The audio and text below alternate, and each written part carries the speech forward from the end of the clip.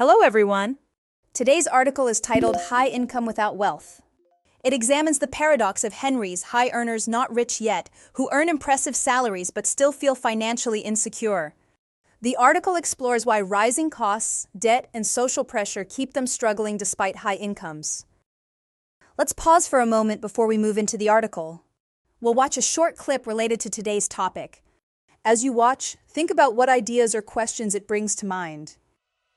About 14% of all U.S. households make $200,000 or more every year, but many of them, dubbed Henrys or high earners not rich yet, still don't feel rich. 62% of people with salaries over $300,000 a year struggle with credit card debt. Earning doesn't actually make you feel rich, spending it does. If most people spent 99% of their paycheck, they'd feel quite rich. And it's the paradox here, when we're in accumulation mode, it's very difficult to feel rich. Now that we've seen the clip, let's take a step back. Before we dig into the details, it helps to explore a broader idea behind the story. This will guide how we understand what follows. Let's turn to the theme of wealth and perception. For many, wealth is not simply about income, but about stability, freedom, and values. Yet cultural pressures and rising living costs often blur that line. In South Korea especially, constant comparison intensifies the stress of defining what it means to be rich. This reminds us that financial well-being is both economic and psychological. Do you think society judges people's success too much by visible signs of wealth? Society often equates success with visible wealth, cars, houses, branded goods, yet this view oversimplifies reality. In the US and South Korea alike, high earners known as Henry struggle with lifestyle creep, rising debt, and the pressure to keep up appearances. A six-figure salary may sound impressive, but if spending rises just as fast, breaking even becomes the norm. This creates a bewildering paradox, wealth defined not by security or savings but by how much one spends. The crux of the issue lies in values. If financial goals are anchored in social comparison, satisfaction will always be elusive. But if spending reflects personal priorities, wealth becomes more about freedom and less about image.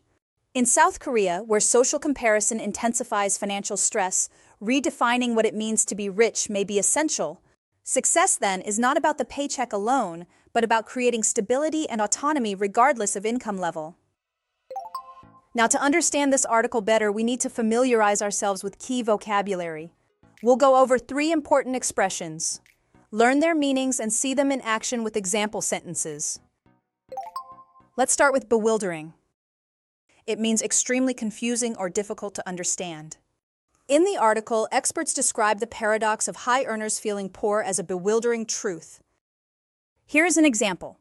The new tax rules are so bewildering that even accountants are struggling. Next, we have crux. It means the most important or central point of an issue. In the article, the crux of the Henry paradox is that wealth is often defined by spending rather than saving. Here's an example. The crux of the debate is whether technology improves or harms human connection. Finally, let's look at tethered. It describes being tied or connected to something in a way that limits freedom. In the article, Korean professionals are described as tethered to housing loans and expectations. Here's an example. Many workers feel tethered to their jobs because of financial obligations. Now that we've explored the main themes and vocabulary, let's reinforce our understanding with a summary dictation exercise. Listen carefully and fill in the blanks. Many high earners, known as Henrys, high earners not rich yet, struggle despite six-figure salaries. Rising living costs, debt, and lifestyle creep leave even $300,000 earners in credit card debt or just breaking even. Experts argue wealth is often defined by spending, not income. In South Korea, social comparisons intensify the problem, making financial freedom less about paychecks and more about values, savings, and redefining what it means to be rich. Let's check the answers and review what each word means. The first answer is struggle. It means to face difficulties or hardship. The second answer is lifestyle creep. It refers to spending more as income rises. The third answer is breaking even.